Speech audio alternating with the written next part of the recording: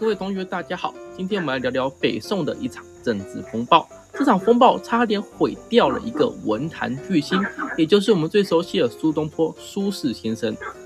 这就是历史上最著名的乌台诗案。当时北宋朝廷正处于改革的风口浪尖，新法与旧法的斗争让气氛异常紧张。苏轼这人天性耿直且富有人道关怀，看到百姓受苦就忍不住写诗抒发。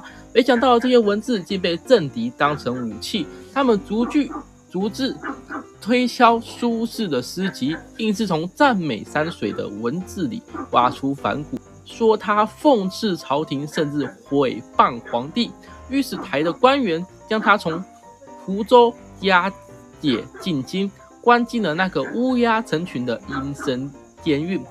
御史台里柏树繁茂，常有乌鸦栖息，所以民间才把这里称为乌台。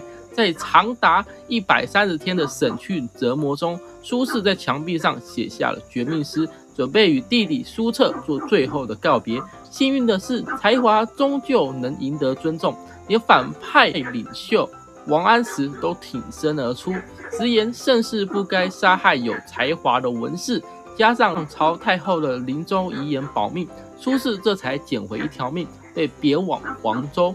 同学们，请记住，这是关键的转折。如果没有乌台诗案死里逃生，苏轼或许只是一个忧国忧民的官员，绝不会变成那个豁达潇洒的苏东坡啊！